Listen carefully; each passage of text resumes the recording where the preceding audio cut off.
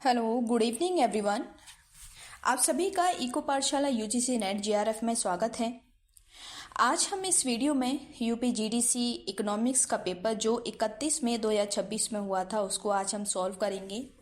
इसके साथ ही अभी आप लोगों के पास इन्फॉर्मेशन पहुंच गई होगी कि जुलाई और अगस्त के बाद लगभग जुलाई या अगस्त के बाद में एडवर्टाइज 52 भी जल्दी आने वाला है। तो इसी के साथ में हम एडवर्टाइज 52 की भी तैयारी करेंगे, जिससे हमारी जो प्रिपरेशन है वो अभी से स्ट्रांग हो। ठीक है, तो शुरू करते हैं यूपी जीडीसी इकोनॉमिक्स का पेपर विद पार्ट 1 और इसकी शुरुआत करेंगे क्वेश्चन नंबर 31 से। ठीक है, यूपी जीडीसी में टोटल 120 क्वेश्चन आपसे पूछे गए थे, जिसमें 1 से लेकर के 30 क्वेश्चन जीएस के थे और 31 से लेकर के 120 तक के जो क्वेश्चन हैं वो इकोनॉमिक्स के क्वेश्चन हैं। तो इसीलिए हम 31 से इसकी शुरुआत करेंगे। ठीक है, अब क्वेश्चन हम पढ़ते हैं, फिर इसके आंसर हम देखेंगे। According to classical economist, unemployment in the economy is mainly. इस क्वेश्चन का आंसर देने से पहले हम समझेंगे क्लासिकल इकोनॉमिस्ट क्या है। ठीक है, इसको ये जो पार्टी है, ये जो ग्रुप है या समुदाय है, विचारधारा है, इसको हम कहते हैं क्लासिकल इकोनॉमिक्स, प्रतिष्ठित अर्थशास्त्र। और इसकी जो शुरुआत हुई थी वो 76 में हुई थी। ठीक है, और इसको किसने दिया था? इस विचारधारा की जो शुरुआत की थी वो एडम स्मिथ ने की थी। ठीक है, किसने की थी? एडम स्मिथ ने की थी, और इन्हीं को फादर ऑफ इकोनॉमिक्स के नाम से भी जाना जाता है। इनके जैसे बहुत सारे फॉलोवर थे, जैसे कि पीगू हैं, ठीक है, डेविड रिकार्डो हैं, माल्थस हैं, जेबीसी हैं। ये सब जो है क्लासिकल इकोनॉमिस्ट कहलाते हैं, जो इस विचारधारा को फॉलो करते हैं। ठीक है, इस विचारधारा, इस क्लासिकल इकोनॉमिक्स के अकॉर्डिंग कोई भी जो कंट्री होती है वहाँ पर फुल एम्प्लॉयमेंट पाया जाता है। क्या पाया जाता है? Full employment. ठीक है, फुल एम्प्लॉयमेंट एक जनरल कंडीशन है इनके अकॉर्डिंग, यानी कि ये एक सामान्य अवस्था है किसी भी इकोनॉमी में। अगर कभी फुल एम्प्लॉयमेंट टूट जाता है या ये संतुलन भंग हो जाता है तो हम किधर जाएंगे? मतलब फुल एम्प्लॉयमेंट जब भंग हो जाता है तो वापस ये उसी कंडीशन पर फिर से आ जाता है। ठीक है, अब यहाँ पर ये कहते हैं कि कोई भी इकोनॉमी में कोई भी मान लो इकोनॉमिक प्रॉब्लम क्रिएट हो जाती है तो वो लॉन्ग रन में भरोसा करते थे कि शॉर्ट रन में कोई प्रॉब्लम क्रिएट होती है तो वो लॉन्ग रन में अपने आप ठीक हो जाएगी। ठीक है, अब दूसरा, फुल एम्प्लॉयमेंट का मतलब ये नहीं है कि उस देश में अगर 100% वर्किंग पॉपुलेशन है तो सबके पास जॉब होगी। ऐसा नहीं है, हो सकता है 1% या 2% या फिर पॉइंट में 0.5%, यानी कुछ न कुछ मात्रा में उस देश में बेरोजगारी जरूर होती है। और वो बेरोजगारी किस तरह की होती है? इनके अकॉर्डिंग वो बेरोजगारी होती है फ्रिक्शनल अनएम्प्लॉयमेंट। ठीक है, घर्षणात्मक बेरोजगारी। ये क्या होती है? ये जो एक कॉमन फिनोमेना है और ये ज़्यादातर जो है इंडस्ट्री में पाई जाती है, यानी कि ये हम कह सकते हैं कि ये बेरोजगारी तब होती है, ये होती है मार्केट कंडीशन की वजह से। मार्केट कंडीशन की वजह से मार्केट में अगर इन्वेस्टमेंट ज़्यादा होगा तो एम्प्लॉयमेंट ज़्यादा होगा, लोगों को रोजगार कम मिलेगा, फ्रिक्शनल एम्प्लॉयमेंट कम होगा। जब इन्वेस्टमेंट कम होगा तो बेरोजगारी ज़्यादा होगी। तो ये मार्केट कंडीशन पर डिपेंड करता है। अनएम्प्लॉयमेंट जो है, जो इस पर डिपेंड करती है, उसको हम कहते हैं फ्रिक्शनल अनएम्प्लॉयमेंट। ठीक है, तो 31 का जो आंसर होगा वो ऑप्शन नंबर सी होगा। इसके अलावा बाकी के जो ऑप्शन है उसको भी हम लोग पढ़ लेते हैं। साइक्लिकल बेरोजगारी जो होती है वो शॉर्ट रन की बेरोजगारी होती है, 1 साल 1.5 साल उसकी। ठीक है, चक्रीय बेरोजगारी, यानी कुछ समय के लिए लोगों को रोजगार मिलेगा, फिर कुछ समय के लिए वो लोग बेरोजगार होंगे। ठीक है, जिसको हम सीजनल अनएम्प्लॉयमेंट भी कहते हैं। अब वॉलंटरी अनएम्प्लॉयमेंट होता है कि लोग योग्य हैं, काम करने योग्य हैं, क्वालिफिकेशन है, लेकिन चाहकर वो जो है रोजगार नहीं करना चाहते, वो बेरोजगार ही रहना चाहते हैं अपनी इच्छा से, तो वो वॉलंटरी ऐच्छिक बेरोजगारी होती है। इनवॉलंटरी होती है कि कोई व्यक्ति जो है उसके पास क्वालिफिकेशन है, काम करना चाहता है लेकिन उसको काम नहीं मिल रहा है, तो इस तरह की बेरोजगारी इनवॉलंटरी अनएम्प्लॉयमेंट होती है। ठीक है, तो 31 का जो आंसर होगा वो ऑप्शन नंबर सी होगा। Question number 32। क्वेश्चन नंबर 32 में जो क्वेश्चन पूछा है वो HDI से पूछा है, ह्यूमन डेवलपमेंट इंडेक्स। ठीक है, ह्यूमन डेवलपमेंट इंडेक्स जो है वो 3 डायमेंशन पर बेस्ड है। ठीक है, वो तीनों डायमेंशन कौन से हैं? पहला है लाइफ एक्सपेक्टेंसी, जीवन प्रत्याशा, लाइफ एक्सपेक्टेंसी। ठीक है, दूसरा जो डायमेंशन है वो है एजुकेशन, और तीसरा जो है वो है living of standard of living. ठीक है, स्टैंडर्ड ऑफ लिविंग, जीवन स्तर, या हम कहें पर कैपिटा इनकम। ठीक है, ये 3 डायमेंशन है जिनके ऊपर HDI बेस्ड है। तो यहाँ पर आपके सामने कुछ नाम दिए हैं। ठीक है, उनमें से हमें पूछना है, देखना है कि इनमें से कौन सा इसका डायमेंशन है। लॉन्गेविटी मतलब दीर्घायु, दीर्घायु मतलब जीवन प्रत्याशा, ये ठीक है। इन्फेंट मोर्टेलिटी HDI का पार्ट नहीं है, इसमें काउंट नहीं किया जाता है। Educational attainment, yes. Decent standard of living, yes. तो इसमें 1, 3 एंड 4, तो 1, 3 एंड 4, तो ऑप्शन नंबर सी इसका ठीक होगा। अब इसमें अभी हाल ही में एक रिपोर्ट आई है, HDI रिपोर्ट। सभी जानते हैं ये HDI जो आया था वो 1990 में आया था, महबूब उल हक ने इसको दिया था। और करंट टाइम में HDI इंडेक्स 2025 आया है। इंडेक्स 2025 आया है, और इसमें ये जो इंडेक्स आया है ये किया गया था सर्वे 193 कंट्रीज़ के ऊपर, और जिसमें से इंडिया की जो रैंक है वो 130वीं रैंक है। ठीक है, ये जो इंडेक्स रिपोर्ट है इसकी थीम भी आप लोग लिख लीजिए, ये भी इम्पोर्टेंट है, पूछ लिया जाता है कभी कभी। इसकी जो थीम है a matter of choice, a matter of choice. ठीक है, people and possibilities in the age of AI, ये इसकी थीम है, इसको नोट कर लीजिए। इसके अलावा पहले जो HDI आता था जब 1990 में शुरू हुआ था, तो उसमें एवरेज के बेस पर HDI स्कोर निकाला जाता था। एवरेज मतलब life expectancy plus education plus standard of living, इनका एवरेज निकाला जाता था। ठीक है, मीन निकाला जाता था, फिर HDI काउंट होता था। लेकिन आज के समय में इस मेथड को हटा करके हम यूज़ कर रहे हैं जियोमेट्रिक मीन का, यानी कि अब जो HDI निकाला जाता है वो जियोमेट्रिक मीन के अकॉर्डिंग निकाला जाता है, जिसमें लाइफ एक्सपेक्टेंसी का मल्टीप्लाई एजुकेशन में और स्टैंडर्ड ऑफ लिविंग तीनों का मल्टीप्लाई करते हैं, फिर उसका क्यूब निकालते हैं। ठीक है, तो ऐसे करके HDI अभी फ़िलहाल निकाला जा रहा है। तो यहाँ पर HDI से रिलेटेड जो इन्फॉर्मेशन थी वो क्लियर है सभी को, और इसका जो आंसर होगा वो ऑप्शन नंबर सी होगा। क्वेश्चन नंबर 33, क्वेश्चन नंबर 33 में पूछा है विच of the following index number under estimate, ठीक है, under estimate the effect of price rice.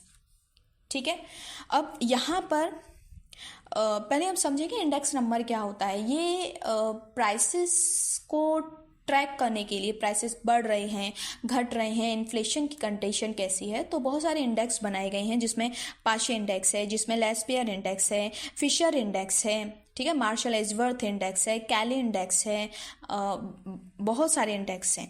ठीक है, तो इसमें पूछा है कि कुछ 2 इंडेक्स आपके सामने दिए हैं और पूछा है कि इनमें से कौन सा इंडेक्स है जो प्राइस जो बढ़ता है उसके इफेक्ट को अंडर एस्टिमेट करता है, यानी कि उसको कम आंकता है उसके इफेक्ट को। तो इनमें से कौन सा इंडेक्स है, ठीक है, तो हमें ये जानना है, और उसको जानने के लिए हमें पहले पाशे और लेस्पियर का अलग अलग स्टडी करना पड़ेगा। तो सबसे पहले हम पाशे इंडेक्स की बात करेंगे।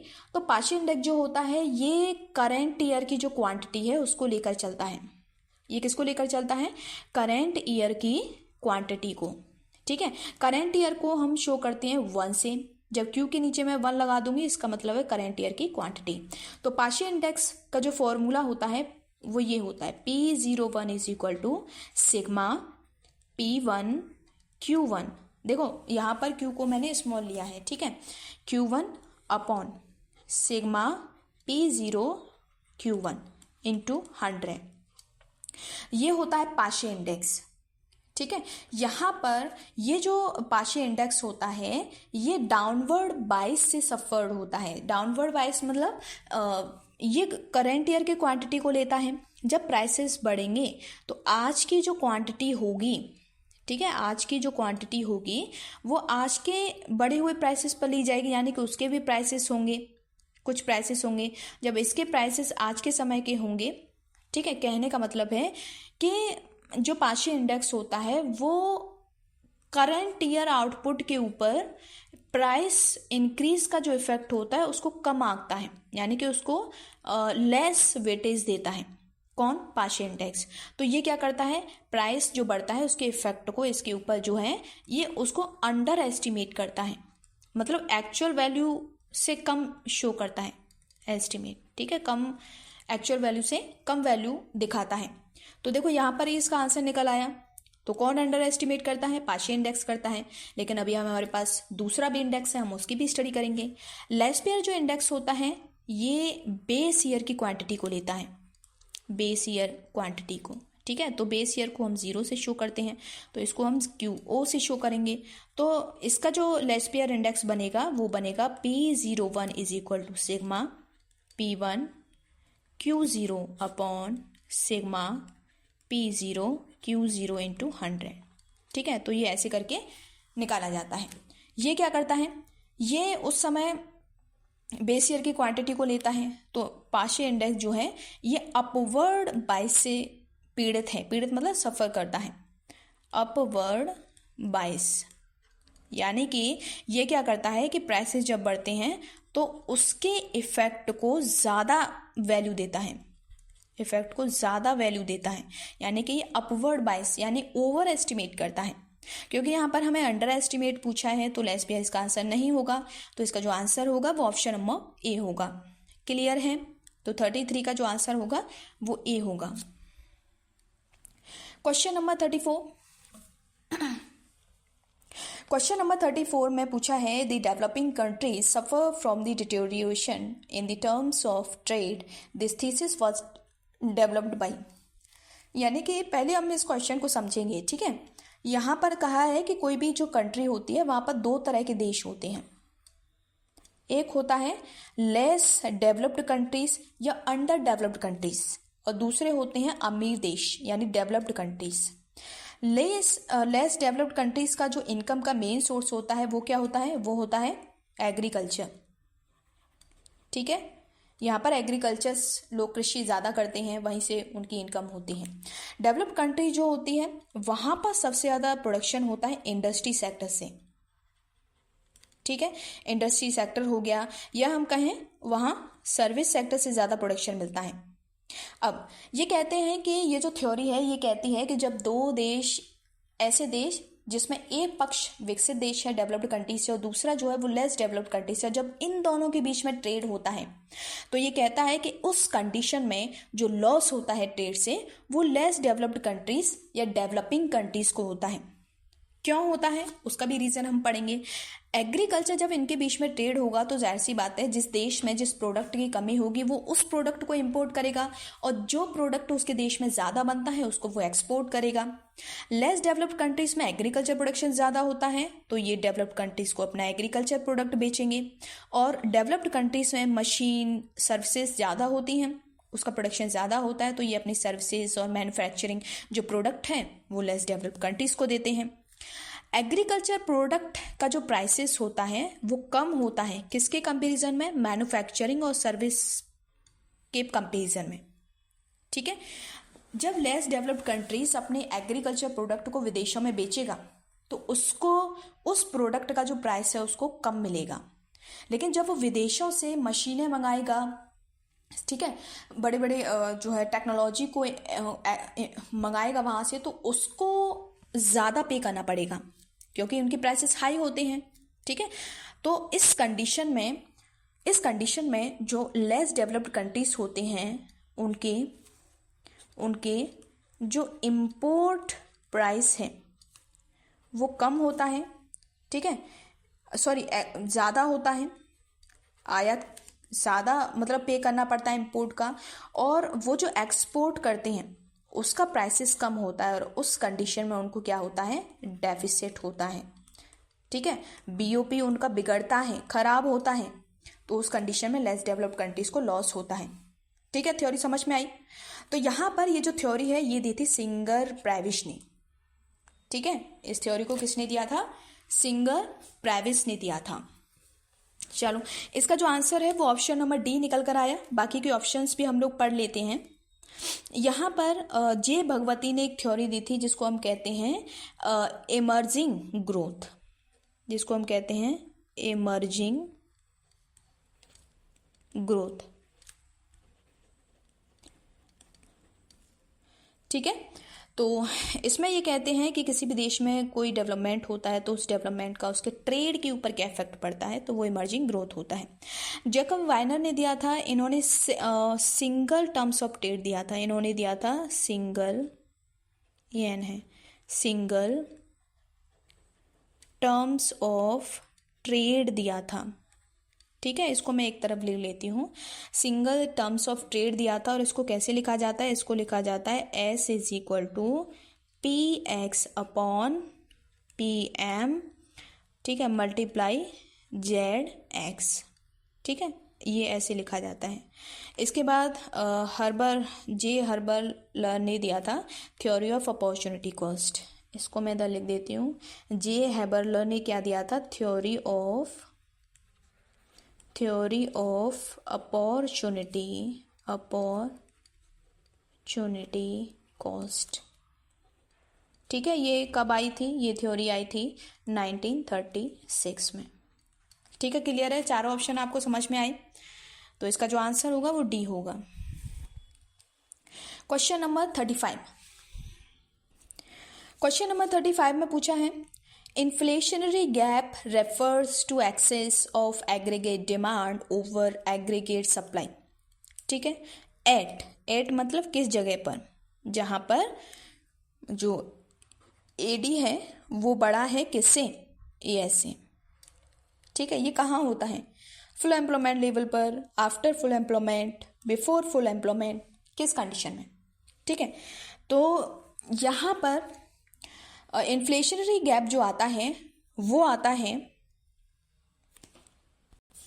फुल एम्प्लॉयमेंट लेवल पर। यहाँ कैसे? इसमें बताया गया है, जब फुल एम्प्लॉयमेंट लेवल पर, ठीक है, फुल एम्प्लॉयमेंट लेवल पर जो एक्चुअल आउटपुट होता है, या हम कहें एक्चुअल जो एग्रीगेट डिमांड होता है, या हम कहें एग्रीगेट डिमांड है, वो ज़्यादा हो किससे? पोटेंशियल प्रोडक्शन कैपेसिटी, यानी एएस मतलब production potential production possibility, potential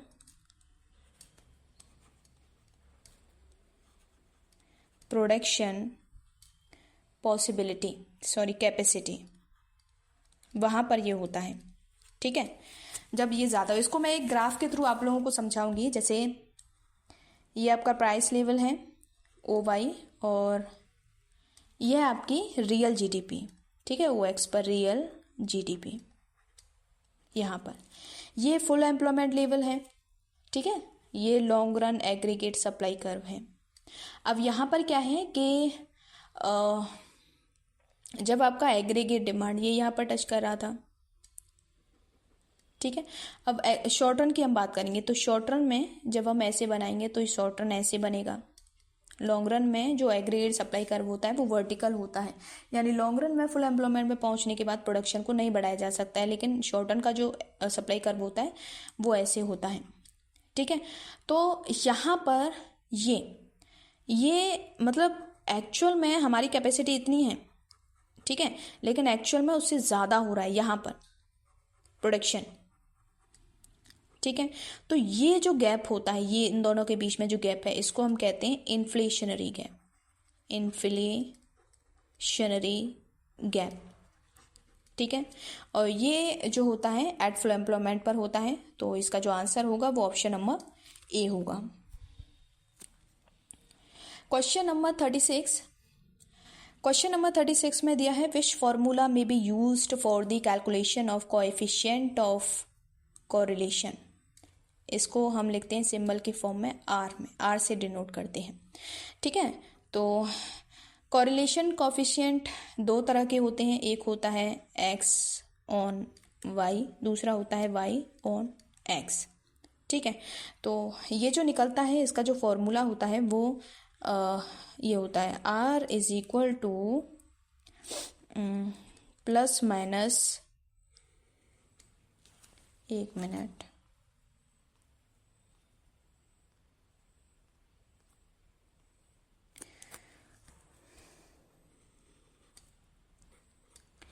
इसमें coefficient of X on Y B X Y multiply B Y on X, ठीक है, ये होता है। तो ऐसे करके ये फॉर्मूला निकाला जाता है। तो चेक करते हैं, ये इसका नहीं होगा, इसमें अंडर रूट नहीं है, ये कॉमा है, ये नहीं होगा, ये प्लस है, ये भी नहीं होगा, ये मल्टीप्लाई है, एक्स एक्स वाई है, नहीं, X on Y Y on X, ठीक है। इसका जो आंसर होगा वो ऑप्शन नंबर डी होगा, ठीक है। इसके अलावा ये जो जिस मेथड से निकाला जाता है उसको हम कहते हैं जियोमेट्रिक मीन। और एक और चीज़, ये इसके जो दो कोएफिशिएंट होते हैं X on Y Y on X, ये है कि अगर ये एक से बड़ा है, इसकी वैल्यू अगर एक से बड़ी है तो इसकी वैल्यू एक से छोटी होनी चाहिए, ठीक है। यानी कि दोनों जो कोएफिशिएंट है वी एक्स ऑन वाई का मल्टीप्लाई जब हम बी वाई ऑन एक्स करेंगे तो दोनों की वैल्यू एक से बड़ी आनी चाहिए, ठीक है। तो इसका जो आंसर होगा वो डी होगा। Question number 37, according to Musgrave which of the following branch is not related to optimal budget policy. According to Musgrave which of the following branch is not करके पूछा है, ठीक है, कौन सा नहीं है रिलेटेड टू बजट पॉलिसी। तो यहाँ पर जो बजट पॉलिसी होती है उसकी जो ब्रांच होती हैं, 3 ब्रांच होती हैं इसकी, ऑप्टिमम बजट पॉलिसी इसकी 3 होती हैं। 3 में कौन सी हैं, एलोकेशन है, ठीक है। दूसरी जो होती है वो होती है स्टेबलाइजेशन, और तीसरी जो होती है वो है डिस्ट्रीब्यूशन, ठीक है। तो यहाँ चेक कर लीजिए, एलोकेशन है, स्टेबलाइजेशन भी, इफिशियंसी इसका नहीं होगा, तो 37 का जो आंसर होगा वो ऑप्शन नंबर बी होगा।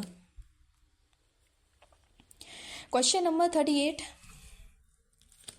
एक मिनट, 38, ये क्वेश्चन बहुत इंपॉर्टेंट है, बहुत मतलब कई बार इस क्वेश्चन को पूछा गया है, ठीक है।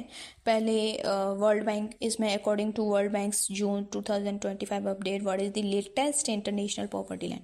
पहले ये $1 था पॉवर्टी लाइन इंटरनेशनल लेवल पर, फिर बाद में ये चेंज होकर के 2.15 हुआ, फिर बाद में अभी करंट में ये बढ़ कर के $3 हो गया है। तो अभी लेटेस्ट पूछा है इसमें 2025 का, तो इसका जो है $3 होगा, तो इसका जो आंसर होगा वो सी होगा। Question number 39, The ridge lines are the locus of points of isoquants where marginal product of one of the factor is। देखो रिज लाइन क्या होती है, रिज लाइन जो बनाई जाती हैं वो इस तरीके की बनती हैं, एक मिनट, रिज लाइन जो होती हैं वो ऐसे बनती हैं, ठीक है। पहले आइसोक्वांट कर्व बनाएंगे ऐसे, फिर यहाँ से हम ऐसे लाइन खींचेंगे, ये ऐसे जाएगा और फिर ये ऐसे, ठीक है, ये बाहर निकलेंगे ये सारे, ये हम कहें ये इंडिफरेंस कर्व जैसे होते हैं। हाँ, यहाँ पर ridge line are the locus of points of isoquant where MP of the one of the factor is. Locus मतलब जहाँ पर ये कट कर रहे हैं, ये वाला पॉइंट, इस पॉइंट पर एमपी क्या होगी फैक्टर की, मान लो यहाँ लेबर है, यहाँ कैपिटल है, ठीक है। ये जो रिज लाइन होती हैं ये वाली, ये यहाँ पर अगर इसके अंदर कोई प्रोडक्शन करता है तो उसको क्या होता है, प्रॉफिट होता है, ठीक है। यहाँ पर जो एमपी होती है वो ग्रेटर देन 0 होती है, प्रॉफिट होता है, पॉजिटिव होता है। इस लाइन पर ये जो लोकस है, इस लाइन पर अगर कोई प्रोडक्शन करता है तो यहाँ पर ये एमपीएल का शो करेगा, तो यहाँ पर ये 0 होगा। इस वाली लाइन पर ये एमपी के को शो करेगा, ठीक है, एमपी के, तो वो 0 होगा। इसके बाहर यानी इस लाइन के बाहर अगर कोई प्रोड्यूसर प्रोडक्शन करता है तो उसका जो MPL होगा वो नेगेटिव होगा, 0 से छोटा होगा, यानी कि यहाँ पर प्रोडक्शन करना उसके लिए नुकसानदायक होगा। तो इसमें पूछा है कि line are the locus of point of isoquant. Locus मतलब ये जो पॉइंट है, यहाँ पर एक फैक्टर की जो मार्जिनल प्रोडक्टिविटी है वो कैसी होगी, यहाँ पर होगी, इस पॉइंट पर होगी 0। तो इसका जो आंसर होगा वो ऑप्शन नंबर सी होगा। नेगेटिव कब होगा, जब वो इस लाइन से बाहर प्रोडक्शन करेगा, इक्वल टू 1, ये नहीं है, ठीक है, ये तो 39 का जो आंसर होगा वो सी होगा। Question number 40, question number 40, Leontief paradox contradicts, यानी कि ये जो लियोन्टिफ WF लियोन्टिफ ने ये थ्योरी पैराडॉक्स दिया था, तो वो किस थ्योरी के अगेंस्ट में दिया था, विरोध में दिया था। तो इसका जो आंसर होगा रिकार्डियन थ्योरी नहीं है, PP मॉनिटरी, इसका एचो थ्योरी है, ठीक है। एचो थ्योरी जो है ये एक लॉन्ग रन थ्योरी है, ये क्या है, एक लॉन्ग रन थ्योरी है, ठीक है, लॉन्ग रन एक्सप्लेनेशन ये देती है। और इस ये एचो ओहलिन ने दी थी ये थ्योरी, और ये थ्योरी उन्होंने दी थी 1993 में, ये बुक आई थी, ठीक है, 1990 मतलब 1919 के समथिंग ये बुक पब्लिश हुई थी, जिसका नाम है inter regional and international trade, inter regional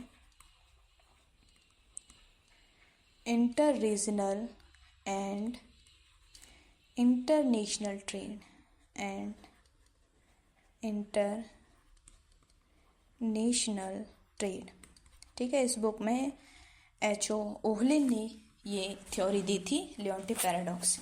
अब ये थ्योरी क्या कहती है, एचओ थ्योरी कहती है कि मान लो कोई दो कंट्री हैं, A और B, ठीक है, यहाँ पर लेबर ज़्यादा है और यहाँ पर कैपिटल ज़्यादा है।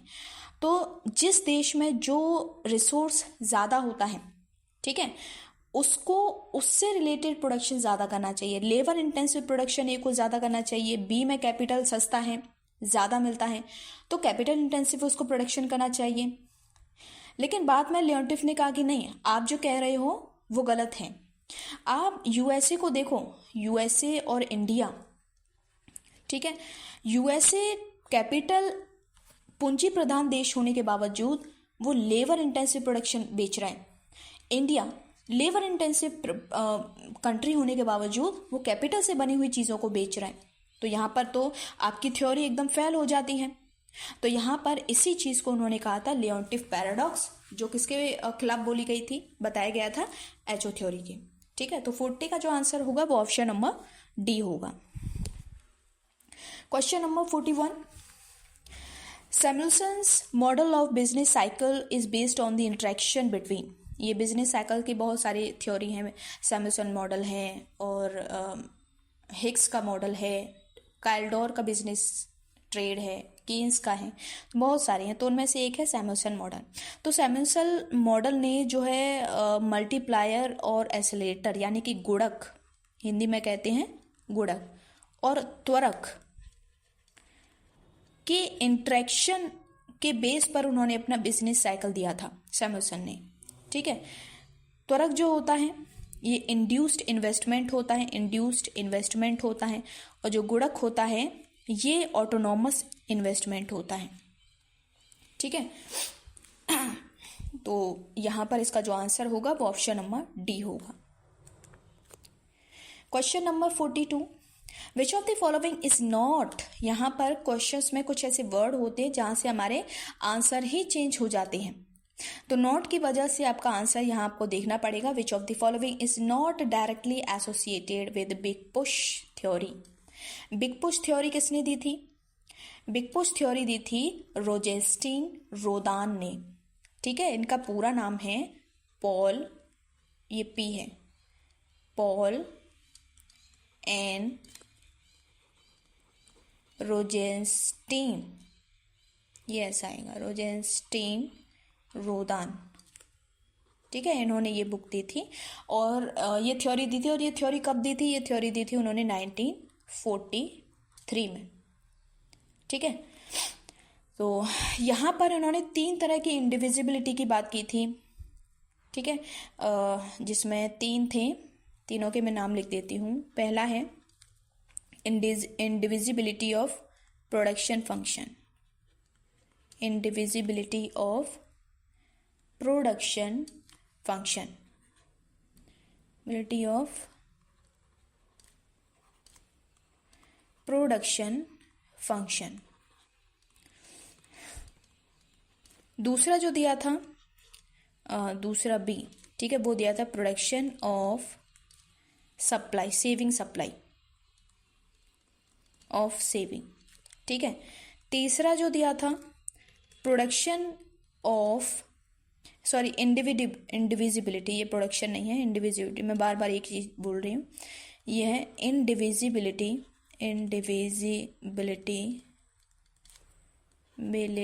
ऑफ डिमांड, ठीक है। इन्होंने एक और दिया था, चौथा वाला भी दिया था, लेकिन वो बुक में मेंशन नहीं होता है, वो अनऑफिशियल इन्होंने दिया था, वो है इंडिविजिबिलिटी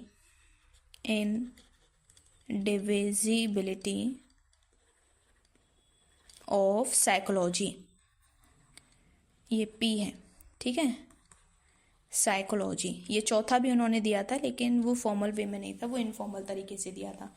तो यहाँ पर चेक करते हैं, प्रोडक्शन फंक्शन है, सेविंग है, लेबर नहीं है, ठीक है, डिमांड है। तो यहाँ पर जो नहीं है यानी ऑप्शन नंबर सी, तो इसका आंसर सी होगा। Question number 43। क्वेश्चन नंबर 43 में दो स्टेटमेंट आपके सामने दिए हैं, एजर्शन रीजन है, इनको हम पढ़ेंगे और देखेंगे कौन सही और कौन गलत है। In Cobb-Douglas production function, the elasticity of technical substitution is equal to 1. Yes, ये ठीक है, क्योंकि प्रोडक्शन फंक्शन में जो MRTS होता है उसकी वैल्यू 1 के बराबर होती है, ये ठीक है। Factors of production are perfect substitute in Cobb-Douglas production function. Yes, perfect substitute होते हैं, तो इसका जो आंसर होगा ये ठीक है, MRTS इज इक्वल टू 1 होता है। इसका जो कर्व बनता है वो ऐसे बनता है, और इस कंडीशन में जो प्रोडक्ट होता है वो परफेक्ट सब्सटीट्यूट होता है। कैसा होता है? परफेक्ट सब्सटीट्यूट होता है, ठीक है। तो इसके बहुत सही हैं, और जो रीज़न है वो एजर्शन का सही रीज़न है, ठीक है। तो इसका जो आंसर होगा वो ऑप्शन नंबर ए होगा। Question number 44।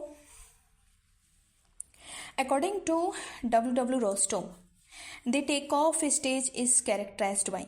देखो, W.W. रोस्टोव ने एक थ्योरी दी थी जिसको हम कहते हैं स्टेजेस ऑफ इकोनॉमिक ग्रोथ, ठीक है। स्टेजेस ऑफ इकोनॉमिक ग्रोथ, ये इनकी बुक भी थी, और ये आया था 1911 में, जिसमें उन्होंने 5 स्टेज दी थी। कितनी स्टेज दी थी? 5 स्टेज। कौन सी? पहली है ट्रेडिशनल स्टेज, 5 लिख लेते हैं, ठीक है। पहली है ट्रेडिशनल स्टेज, दूसरी होती है pre take off stage, pre take off stage, तीसरी होती है take off stage, take off stage, ठीक है, मैं डायरेक्ट नाम लिख देती हूँ। चौथी होती है drive to maturity stage, drive to maturity stage, ठीक है। 5वीं जो स्टेज होती है उसका नाम है हाई मास कंजप्शन स्टेज, हाई मास कंजप्शन स्टेज, ठीक है। यहाँ पर पूछा है कि इस कैरेक्टराइज्ड बाय, यानी कि टेक ऑफ स्टेज में क्या पाया जाता है? डोमिनेंस ऑफ एग्रीकल्चर नहीं, ये ट्रेडिशनल स्टेज में पाया जाता है। हाई मास कंजप्शन ये खुद एक स्टेज है, 5वीं सबसे पीक स्टेज होती है। बैलेंस्ड सेक्टोरल ग्रोथ ये नहीं होगा, ठीक है। रैपिड टेक ऑफ स्टेज में क्या होता है कि यहाँ पर इकोनॉमी बहुत तेज़ी से बूस्ट करती है, ठीक है, इन्वेस्टमेंट बढ़ता है, इंडस्ट्री तेज़ी से बढ़ती हैं, तो यहाँ पर रैपिड इंडस्ट्रियलाइजेशन है, इन्वेस्टमेंट ग्रोथ। तो चौथे का जो आंसर होगा, टेक ऑफ की जो फीचर है वो ऑप्शन नंबर डी है। Question number 45। क्वेश्चन नंबर 45, ये आपका स्टैटिक्स इकोनोमेटिक्स से क्वेश्चन पूछा है। Which test is most appropriate for ordinal data. ठीक है, आपने देखा होगा ऑर्डिनल, ऑर्डिनल मतलब जो रैंक डेटा होता है, ठीक है, उससे रिलेटेड ये पूछा है ऑर्डिनल डेटा। पहले हम समझेंगे ये जो चार ऑप्शन है, चार ऑप्शन को हम लोग समझेंगे। देखो जेड टेस्ट जो होता है, जेड टेस्ट ये एक पैरामीट्रिक टेस्ट है, ठीक है, और यहाँ पर दो कंडीशन होती हैं इसके लिए। पहला है जो पॉपुलेशन का स्टैंडर्ड डेविएशन होता है वो नोन होना चाहिए, हमें पता होना चाहिए, और जो सैंपल साइज है वो मोर देन 30 होना चाहिए, कंडीशन है, तभी हम जेड टेस्ट को यूज़ करते हैं। और जेड टेस्ट कहाँ यूज़ होता है? जेड टेस्ट होता है, यूज़ होता है, ये होता है कहाँ? दो मीन को, यानी दो मीन को कंपेयर करने के लिए, यानी टू मीन को कंपेयर करने के लिए इसका यूज़ होता है। टू सैंपल जो प्रोपोर्शन है, टू सैंपल प्रोपोर्शन को चेक करने के लिए जो है जेड टेस्ट का यूज़ होता है, ठीक है। ऐसे ही रैंक कोरिलेशन टेस्ट है, इसको हम कहते हैं क्या?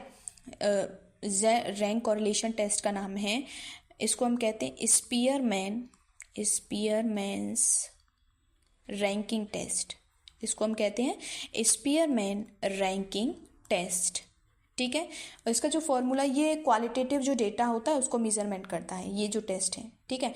और इसका जो फॉर्मूला होता है वो है RS is equal to 1 - 6 sigma D square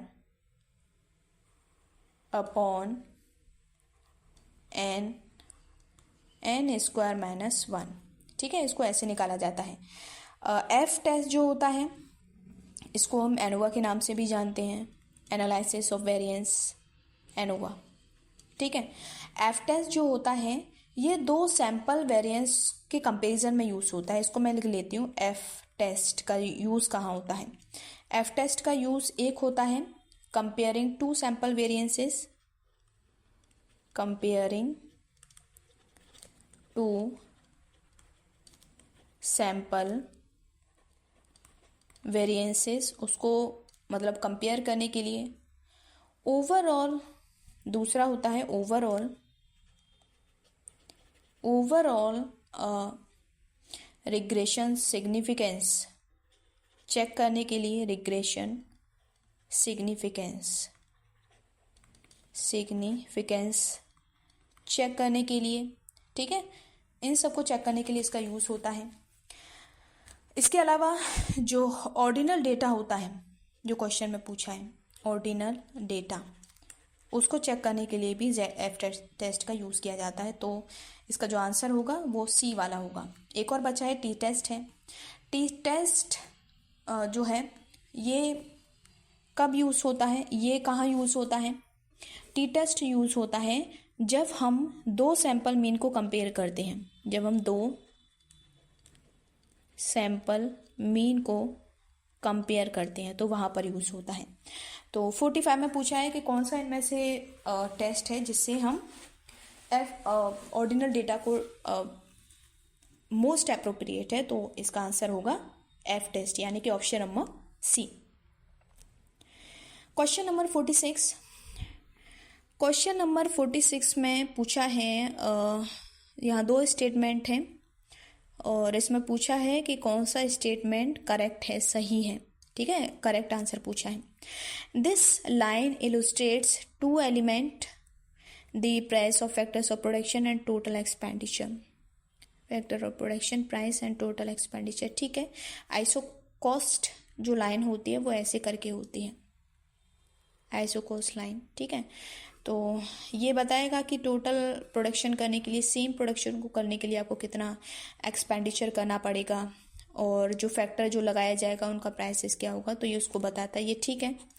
slope of iso cost line is equal to the ratio of the price of the two iso quant. रेशियो मतलब मान लो ये लेबर है, ये कैपिटल है, तो उनका जो प्राइस है लेबर का प्राइस मतलब wages upon capital interest rate, उनका जो रेशियो होता है ये उससे डिसाइड होता है, जैसे ये वाला। तो ये क्या है, delta W upon delta R, तो उनका जो रेशियो होता है वो आइसोकोस लाइन को ही शो करता है, ठीक है। तो इसके जो आंसर होंगे वो दोनों ही ठीक होंगे, तो option number 1 and 2 is correct, ठीक है। तो इसका जो आंसर होगा वो ऑप्शन नंबर